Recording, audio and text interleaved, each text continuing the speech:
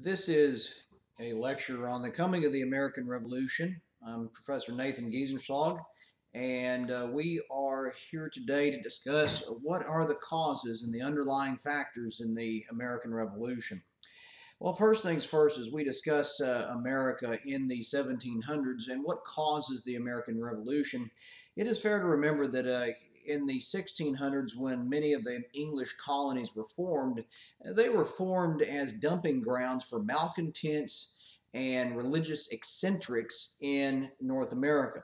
And in many respects, the English colonies were used as a safety valve, a relief valve for the home islands to get rid of those troublesome Puritans who wanted to establish their holy city and their holy experiment, to allow in the late 1600s a troublesome and peculiar sect of Christians known as the Quakers to establish their happy land in the Delaware River Valley, also known as Pennsylvania and Philadelphia. And it also was a designed way to get some of those second-born sons of the Anglicans, and that's really not so much a religious issue, but those Cavalier types to get them out of the country too, and let them perhaps set up their own ways and their new land there in Virginia, the Carolinas, and so forth. But ultimately, it's as a reminder that the English colonies were established to provide a relief valve for all those malcontents. And I think, as I've said before to you in class, one of the other things to say is that to do it as cheaply as possible. In fact, actually, the seems to be the British MO for the English colonies has been over the years up till around the year 1600, or rather 1700, to administer the colonies as cheaply as possible to get rid of your malcontents and just out of sight, out of mind almost. But in and around the year 1700, which I keep pointing to as kind of, it's not exactly a pivotal year because I never have said 1700 was a specific year. But in that era, around the year 1700, you start to notice the British have awakened to the fact that the American colonies are no longer the bedraggled eccentrics of religious fervency or the outpost of a horrible place such as Virginia with all their attendant illnesses and miseries living in that swampy tide water. Thousands of folks have moved to the colonies, and more particularly, thousands more have been born in the colonies, and so the colonies themselves are growing. And as we've talked about in class, the colonies in 1700 are going to be rather small, about 200,000 as I recall, but by the time you get to 1775, you've got many, many more, close to 1 million people in the English-speaking colonies. So obviously there's been a lot of immigration. The borderlanders come to mind, and they're all having kids. But the British home islands, the British authorities there in Parliament and in the government, come to the conclusion that the American colonies need to be fastened, as it were, like a horse, fastened more securely to the English cart so that American horse might not run away, and also help pull the cart along and maybe enrich the cart with goods that are being produced by the American horse. Anyways, so these things are going on, and so the British really understand or start to notice that these American cousins of theirs, at one time scum, but well, maybe they still think of them as that, as those malcontents and so forth. Of course, many English do. But the Americans themselves, they are starting to become prosperous. And as we've touched on in class, the American colonies are becoming prosperous, and as evidenced, say, by a Benjamin Franklin, who goes on and makes good money, enough money, in fact, if I didn't say it in class, enough money to retire by the age of about 42. He had done well in the printing and the trading operation, and trade is a major lifeblood of the English colonies and also the British Empire in general. If you're going to be an island that is relatively poor with natural resources, you've got to make money, and trade's one way to do it. And the American colonies, especially say in New England, are really good, famously good with shipbuilding. But then, of course, the prominent examples of rice and tobacco and other raw products in the Mid-Atlantic and the southern colonies being shipped back to the mother country, timber and other products being shipped to the mother country. And realistically, the American colonists are becoming very wealthy. In fact, And by the way, they don't pay much taxes, which is, of course, a little tipping of the hand on my part. Well, in addition to the fact of they're becoming wealthy, you see it not only in their actual bank account, but you see it, say, in the case of Benjamin Franklin, how he presents himself in the middle part of his life. Later in his life, when he is an American diplomat to Paris and to the French during the Revolution, Dr. Franklin will play the role of backwoods, homespun American sage, that smart thinker, that savant who can bedevil and betwixt the not betwixt, bewitch the French, and he will wear, say, a beaver pelt cap. He will wear buckskin if necessary, and he will play the part of an American backwoodsman, though in many respects Franklin never was that. But if you look at Franklin when he was in Philadelphia, when he's making his good money in the 1750s, and he's about to retire, Franklin's going to sit down with an artist and have a portrait done. And that portrait is going to show him wearing not a buckskin or some sort of coonskin cap a la David Crockett or somebody of later vintage, but he'll be wearing an English high class wig.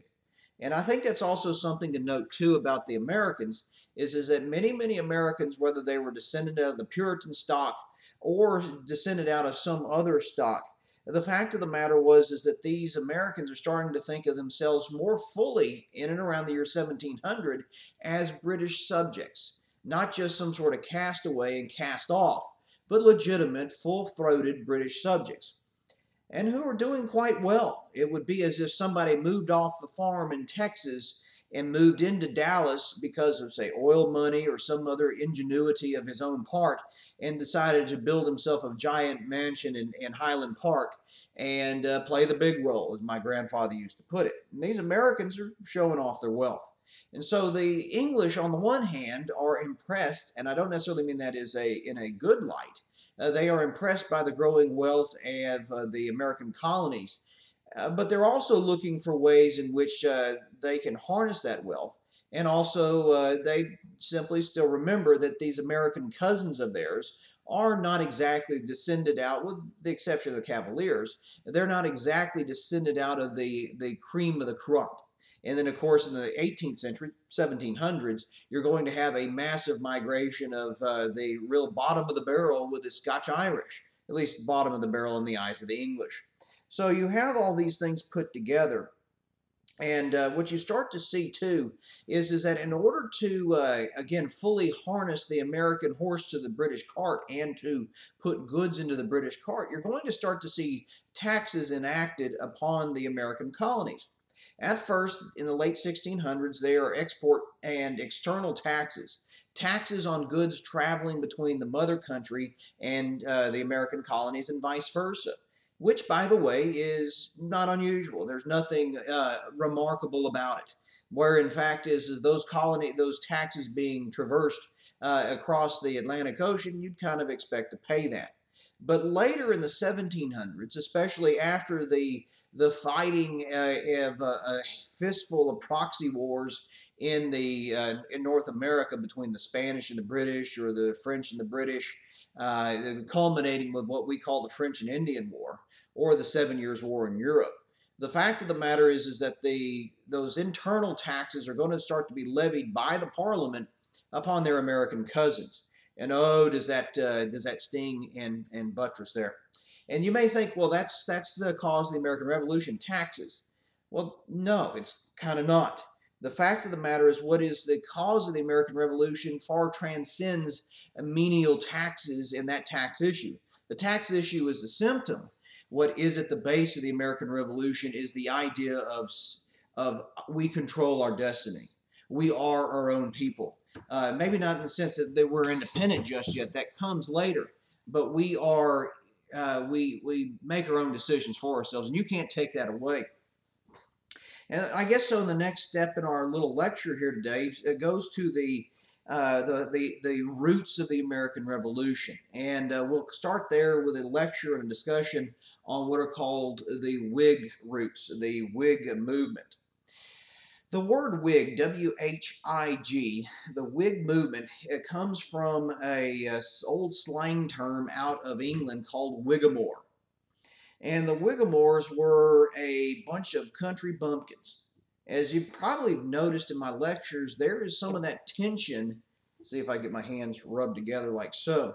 There is a tension between, say, city dwellers and the elite, as we've kind of discussed in previous lectures, and those who are out in the countryside. And some of these Whigs are going to be in cities and towns. They're not all just a bunch of farmers living in the sticks. But really, that's where they're associated with. In fact, Whigamore, or Whig, was at first a point, as one historian called it, a point and laugh sort of term. It was kind of, perhaps there's some sort of term you can think of today that you would use, and it would almost take your finger and point and say, look at that person, ha ha, hee hee, ho ho.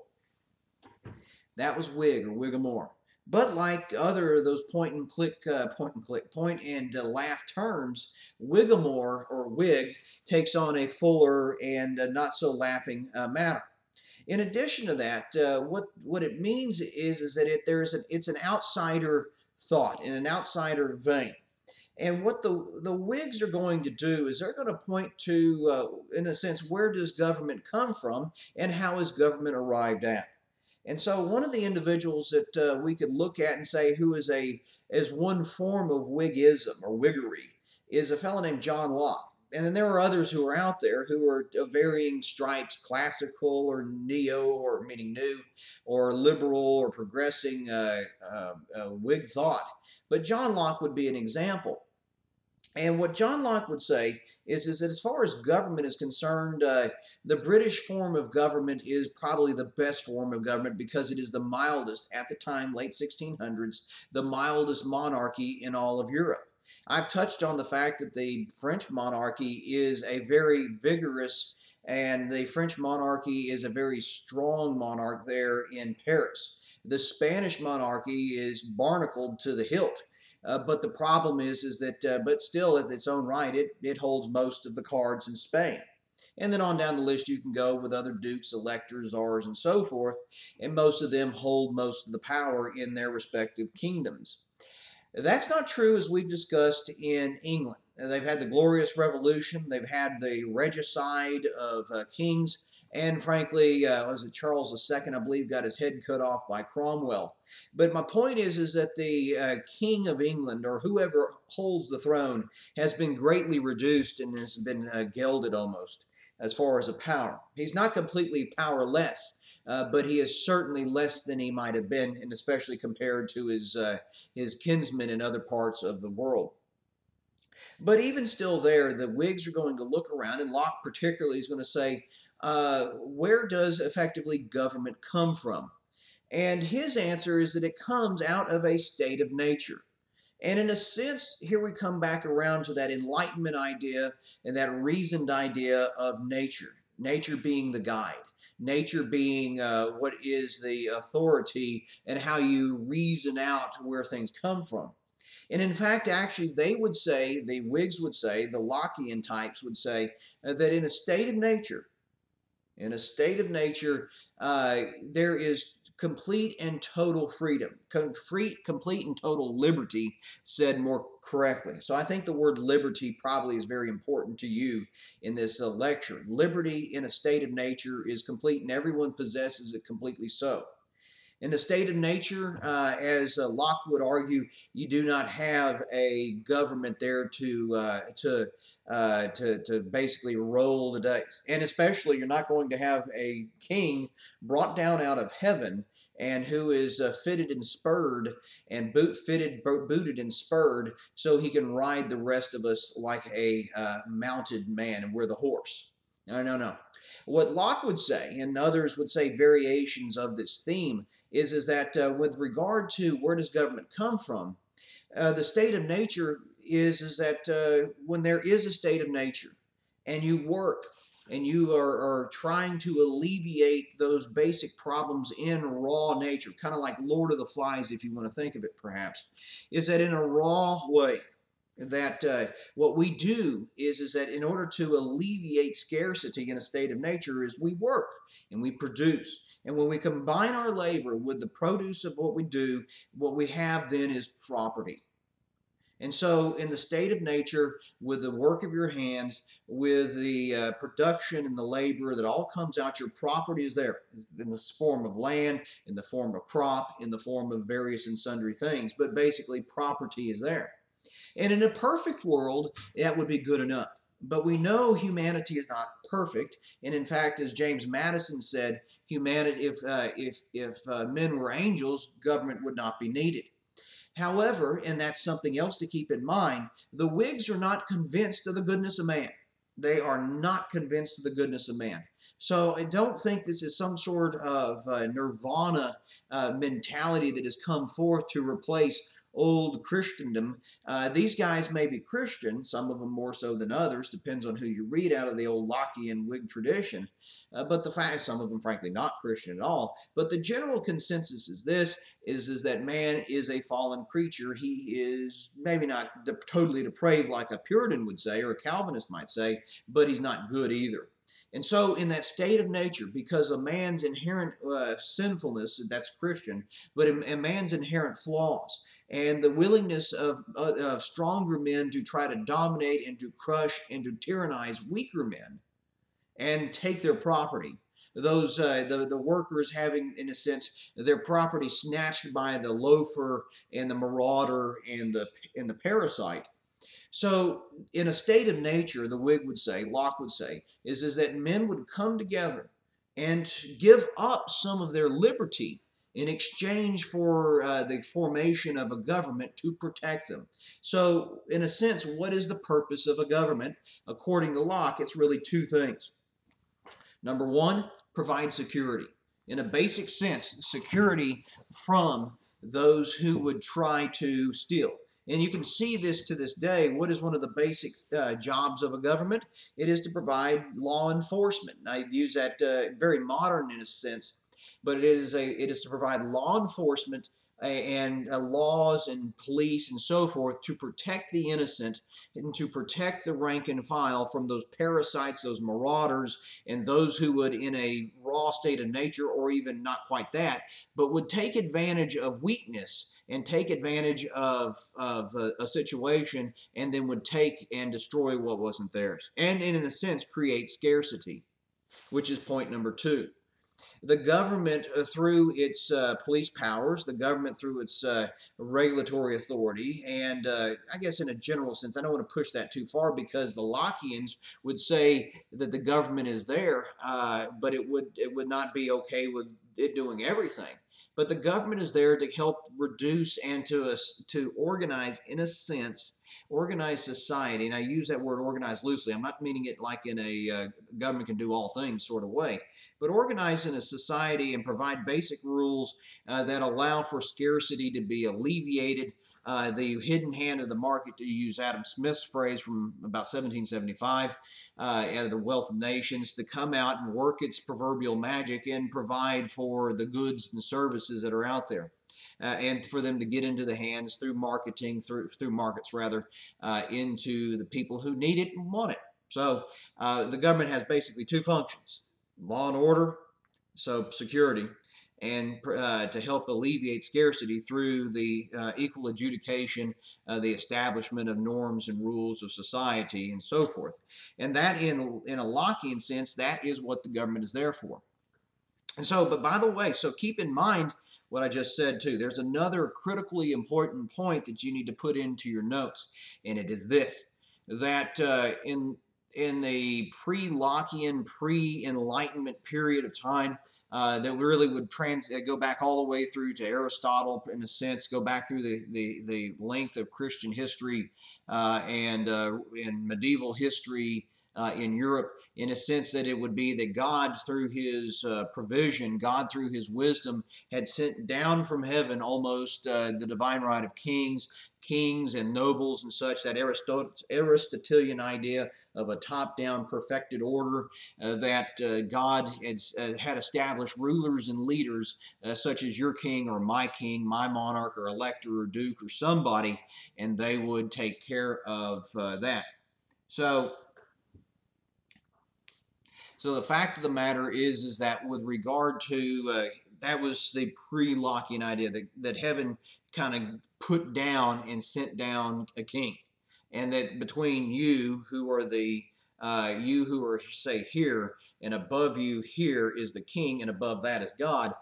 Locke turns that around and says that yes, while God is in heaven, it was the governed, it was the raw man in that state of nature who basically came together as raw man, or men came together and gave up part of their liberty in order to create a government, and the government receives its power from the people. That is a major development and a major sea change in the life and the times of the building and in the making of a government. So that's something to keep in mind. So Lockean theory would be, yes, God is at top, and God in his wisdom gave men in the state of nature inalienable rights. Life, liberty, and property coming into mind now. Life, liberty, and property, not the pursuit of happiness. That's Thomas Jefferson's phrase. But life, liberty, and property coming down, the men coming together, forming government, and the government acting as, in a sense, an agent of the people, or the men, as I'll keep using that phrase. That's basic Lockean theory. And that's what many of the Whigs, to one degree or another, will believe and would agree to. Some will go further and say that what we need is a republic. We don't need a king at all. Others may be less quite enthralled with the idea of a republic, and there you have it. And in fact, the Whigs would go further and say, you know what? We can look around, and the Whigs would look around and say, this is what we believe in England. In England, many of those who are not Whigs, not outsiders, and considering that the Whig thought and theory was an outsider's theory, many of these Whigs will never really taste full power. They will never be in the halls of government. They may be all, in a sense, it is always an outsider's philosophy. And so many English, particularly the Tory types, the pre-Lockean type, would say, that's not true. We in England can see for a fact that it is very good and proper to have a king over top of us. That's what we do. And that is the way God intended it, because we can see through observation, again, that Enlightenment idea of science, observation, and reason. We can see in England, we don't have that sort of state of nature. Yet, coming back to the American colonies now, the American colonials who would have read this, such as a Thomas Jefferson or a James Madison or some of the other earlier names, John Adams even, would have said, no. We can see this. We can see what is this idea of a state of nature and giving over part of your liberty to a government to control and to help and protect and so forth, the scarcity, relieve scarcity, and provide security idea. You see it not only in the American experience, the English colonial experience, but you also see it amongst the Indians, that they arose in a sense out of a state of nature, and even they have some sort of basic form of government, not a high king and potentate. So the American experience kind of helps insert this, it is true. This is this idea that we have our own government, and we govern ourselves because we receive these blessings of liberty from the Creator, and it's not given to us by the government. For them, though, one of the things that it's also worth mentioning with regard to the Whigs and their ideas of liberty, it's fair to remember and to keep into mind with the Whigs is that one of the things that has to be married to liberty, or otherwise liberty would stand naked and be destroyed, wasn't just the fact that you need a government to help protect and alleviate scarcity and provide security, but the people themselves. The people themselves must be endued and must be taught up and be inculcated with virtue. That, friends, is the twin that runs oftentimes side by side with the colonies, or rather with the idea of the liberty of the people, is that the people must be virtuous. You can think of the virtues, say, in the old Roman Greco sense, old pagan sense of virtue as fortitude and temperance and prudence and justice, or maybe you can think of it in a more Christian sense of love and hope and charity and so forth, and joy and so on. But those virtues that transcend culture, those virtues that transcend time, and not values. Values are a separate animal. Values can be good, values can be bad. I mean, folks, the American Revolution had values. George Washington had values. Heck, Adolf Hitler and the Nazis had values. They're not good. Oh my gosh, they were wicked. But virtues, generally speaking, on their face and by what they produce, are good in and of the person and for the society of which the people are a part of. So you want virtue protecting liberty, and you want liberty working with virtue to produce a good and hearty man. And at the heart of the virtuous man in the Whig mindset, at the heart of the virtuous people and the virtuous culture, is the farmer in many respects. That hearty man, and this kind of goes back to that outsider country boy idea. That is the farmer who works with the labor of his hands, who plows the field, who is honest and true and so forth. It's a very romantic version and idea of a farmer. But they believed it very heartily, and they transmitted that idea of the virtuous worker and the virtuous farmer, and he was the backbone of a virtuous society. Friends, you see this in the life and the writings of Thomas Jefferson. Not just only is the Declaration of Independence or other things, but Thomas Jefferson, his virtuous man, the person that went at the heart of American society in Jefferson's time, wasn't the entrepreneur. It wasn't the industrialist of, say, an Alexander Hamilton who was less enthralled with the farmer, but it was the farmer who Jefferson dearly loved and beloved. And so you have these things keeping together. And oh, by the way, if the government gets out of control, if you have the government growing too powerful, too strong, it is lost virtue. It is taken over the king by a rapacious king, a wicked man, or some other wicked men, plural, who are trying to destroy the liberties of the people, trying to wreck virtue and ruin society. Aha! Then you have an opportunity, and then you have a duty to overthrow that government. It's a very radical thought. And in fact, actually, one of the things I failed to mention a minute ago, but it's worth mentioning right here, is that the Whigs are going to look back into history. Yeah, they'll look into European history to a degree, but for them, where they really find their grist historically for the mill is with the Romans. And this is why I brought the Romans up at the start of the semester, because the Whigs will look back at the Romans and say, aha, the golden age of antiquity was during the era of the Roman Republic. And it was during the era of the Roman Republic that you had that true virtue and that true society, and that was not ruined by the powers of the Caesars and the powers of the emperors that come later. And it was there in the Roman Republic that when virtue was true and virtue reigned, that you had it as close as you could have to a true republic and as what should have been. But alas, what happened? You had virtue run amok. You had people trading in fortitude and temperance and justice and prudence, and they traded it in. They traded in one of the other things that the Whigs would say and would say about the Romans. They project onto the Romans as what they want in a sense too.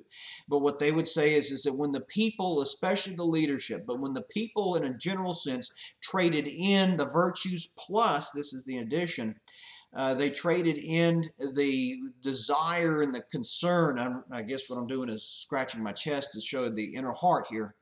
the concern for the public good, and they all they could care about is the private will and my private feeling and getting all for me. When they did away with temperance and fortitude, and they quit easily, and they were spendthrifts, and they wildly entertained themselves, when they did not deny themselves anymore, those were the times when the Roman Republic collapsed, and then you had Caesarism and all the horrors that came after that. For the Whigs, they looked into history and said, that's where we look for the signpost. That's where we look for the mile markers. That's where we look for the guideposts. The Whigs would say, where is British society? British society is here, here, and here, like the Romans, and they are getting close to collapse. Very dark and very not optimistic about humanity. That's the Whigs. They don't have a belief that there's a good, strong man that can come forward. Their belief is that a strong government can destroy the people and can destroy liberty. So it's best to separate the powers, as it were, to separate the government and keep it under wraps. Can you see here? If you know your government, you've taken federal government, you may have learned this at the foot of your father or mother in a government and politics lectures. Here, in a sense, is the outline of the American colonial system, and more particularly the American checks and balances that a James Madison, and to a lesser degree others, are going to promote in the Constitutional Convention. All this has political legs. One of the things we must be careful of as teachers and as students, we should not, oh, by the way, if you hear some music, there's a guy mowing the yard right now. But if one of the things we should not do is to try to compartmentalize these people and say, okay, this happened here, and I got to know this, and whatever. We can get carried away counting the trees but not see the whole forest. And one part of this forest is the coming of the American Revolution, yes, but beyond that even is the coming of the American system of government, which is a child of the Enlightenment, is a child of James Madison, who himself was a child of the Enlightenment. And again, by the way, Madison's not the only man. He's one of many, but he's the most important, in a sense, of those men of the Whig Enlightenment and the writing of the Constitution and so forth. So we got Whig roots taken care of, but that's just theory in many respects. I touched on the fact that there was examples seeming to come forward that says, oh yes, we've got more. There are these examples that we can have for the American Revolution, or excuse me, the American government. But the next thing up is that we need concrete examples of the American habits of self-government, the impulses to independence, if you like, that are going to come forward and present themselves for the revolution. Well, I think it's really worth remembering that if all we're going to talk about is taxes, that's just as kind of a bland and frankly not good enough way to explain the coming of the revolution. If you just simply say people got worked up and worked over about taxes, no good. I'm not certain that I will actually lecture on the tax issue in class. I may just simply say to you, read it. Read it in your textbook. Unto a Good Land does a great job of the debates of the Stamp Act and this tax and that tax and what have you. But I would suggest to you that what's far more important isn't the taxes, though that's there. Far more important is the benign neglect, the salutary neglect that has occurred in the colonies, and that has helped produce habits and customs of independence that transcend not just a decade or more, but over 100 years of we do it our way. And you see this in several facets. Some religious, some explicitly political, others just law and order, but they do it their way. So again, as I keep coming back to and harping on, what is the religious baggage of some of these English immigrants? What did they come here for? If you think about the Puritans, they were Calvinists, they were malcontents, and they were trying to, on the positive side, establish a city upon the hill. On the negative side, they were getting, in a sense, not forced out necessarily, but they were certainly welcomed and hint, hint, wink, wink, you need to get out of town. Not all Puritans, of course, left for North America, but many thousands did decamp to Massachusetts and Connecticut. So there is a religious dissent that goes to the Puritanism that had been reawakened by the religious awakenings of the 1730s and 40s. Now you have that split in the denomination of the old Puritan faction. And in fact, here we go. If you haven't written it down once before, write it down right now. They're called, the old Puritans, their churches were called congregational churches. Congregational.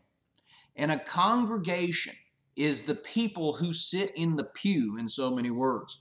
A congregational model can take several forms. It can take the form of the Puritans, which have an elder system, but the congregation has a great deal of authority within the Puritan model of preaching and worship and religion and so forth.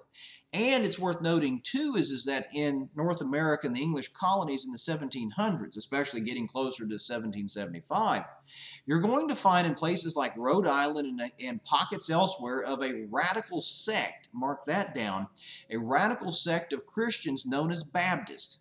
And these Baptists are breakaways and radicals from even Puritanism. The Puritans thought they were nuts. And the Baptists, what was really distinctive about them was really, I would argue, two things.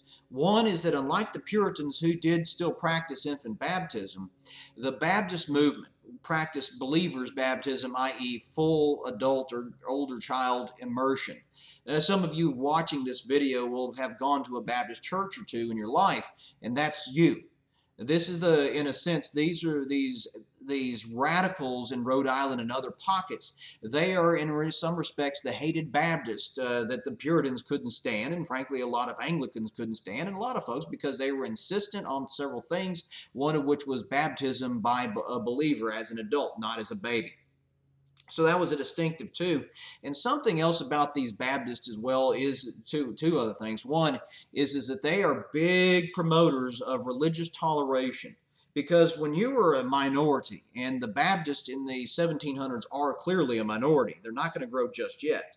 Late in the 1700s, yeah, they're growing.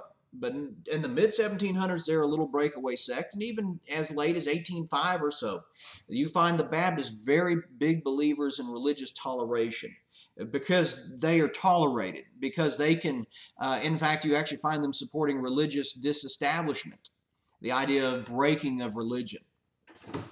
Breaking of financial support of religion in the United States. You find the Baptists supporting that.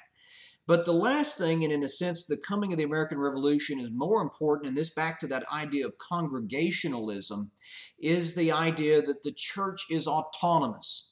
The church is autonomous unto itself. You see this to a degree with the Puritans, though they've got elders in there as well. The fact of the matter is congregations hire and fire their pastors. Congregations make their own decisions.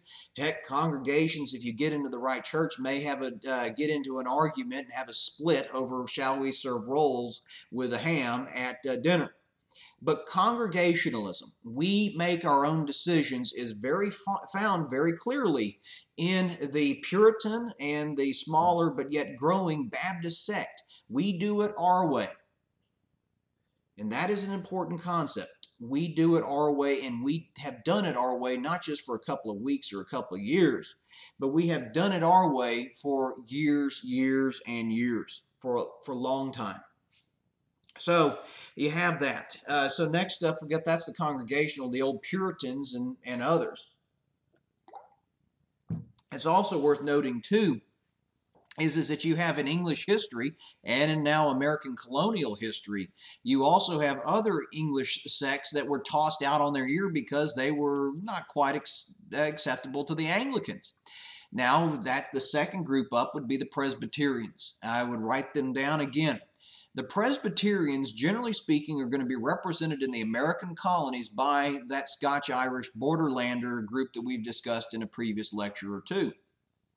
Now, while exciting in the sense of what they do in their wedding nights and their receptions and their drinking and their bawdiness, and as I've said before, the borderlanders do not come for religious reasons.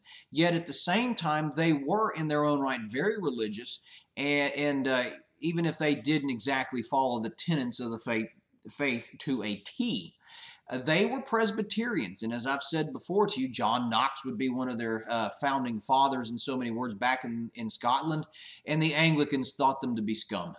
That may be a bit strong, but the Anglicans thought nothing of the Presbyterians, and there is that tension between Presbyterianism and Anglicanism and so forth. So you have that old impulse, that old feeling of they don't trust us, they don't like us. So there's that angle there. And oh, by the way, the Presbyterians have their own elements within their body politic, within their churches of independence, and we do it our way. So you've got a couple of currents working in that religion, in that denomination of Protestant Christianity, which has taken deep root in North America. And last but not least, I think it's worth noting too with regard to the Anglicans. The Church of England in Virginia, the Anglicans are themselves actually fairly independent. Now, we think of the Anglicans because of their, I guess you could say, we think of the Anglicans because they have the king is the head of the church. They have bishops, many of the same trappings of Catholic hierarchy. We think that would transfer itself over here. The reality is that the Anglicans of North America were not led by a bishop on this side of the ocean. For the vast majority of Anglican history in the colonial era, they were effectively in the Diocese of London.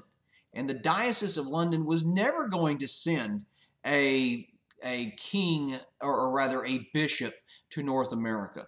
No bishop of London would ever step foot in Virginia or some other Anglican stronghold, because, well, who's going to come to America? That's the sticks. I'm in London. I'm in the imperial country. So the Anglicans themselves had a great degree of independence in their religious practices and habits. I'm not saying they were just one step away from being Baptist. That's not true.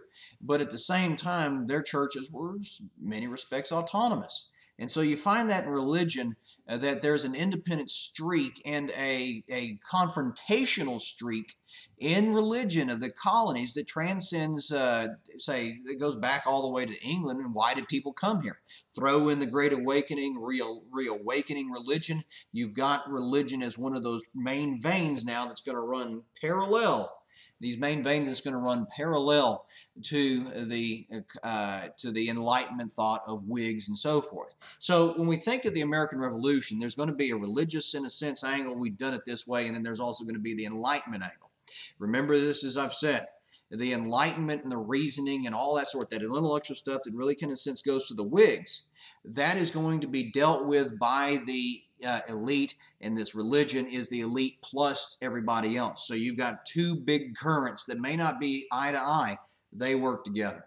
So we'll stop right there, and we'll shut it down, and we'll pick up and continue with more reasons for the American Revolution.